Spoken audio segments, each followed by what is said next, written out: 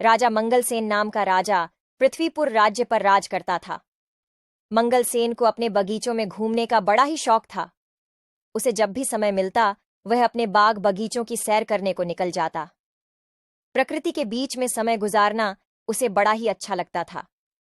एक दिन वह जब अपने शानदार बगीचे की सैर कर रहा था तो उसने देखा कि एक बारहसिंघा उसके बगीचों में घुस आया है और वह इधर उधर दौड़कर बगीचे में लगे हुए फूल पौधों को तहस नहस कर रहा था।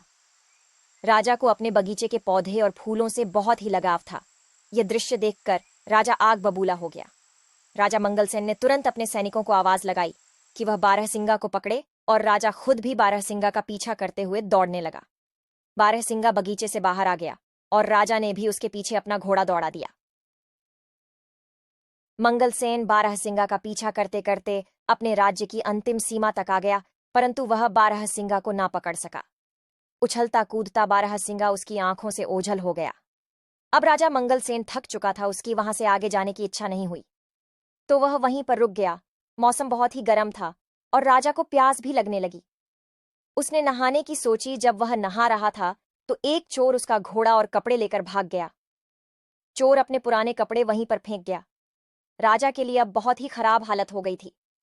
अब वह क्या करता कि अपने महल में वह वापस कैसे लौटे, क्योंकि बिना घोड़े और बिना कपड़ों के लोग उसकी हंसी उड़ाएंगे। राजा ने वहां पर पड़े हुए चोर के पुराने कपड़े पहन लिए और अपने पड़ोसी राज्य को घूमने के विचार से राज्य की सीमा को पार करके दूसरे राज्य में चला गया।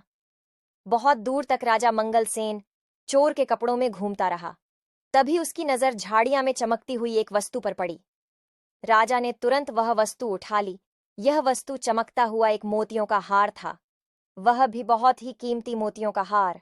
राजा सोचने लगा, भगवान का लाख लाख धन्यवाद, जो यह मोतियों का हार मुझे मिल गया। अब मैं अपने लिए नए कपड़े और एक घोड़ा खरीद सकता हूँ। चलो चलकर इसे बाजार में बेचने की कोशिश करता हूँ। चलते चलते वह पड़ोसी राज्य के बाजार में जा पहुंचा। वहां वह एक सुनार के पास गया और कहने लगा, सेठ जी, क्या तुम मुझसे एक मोतियों का हार खरीदोगे? मेरे पास बेचने के लिए एक कीमती हार है। मैं एक नदी पार कर रहा था तो मुझे वहां पर यह हार मिला।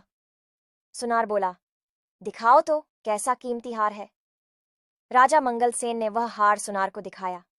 हार को देखते ही सुनार चिल्ला पड़ा, अरे चोर, इसको तुमने कहां से चुराया?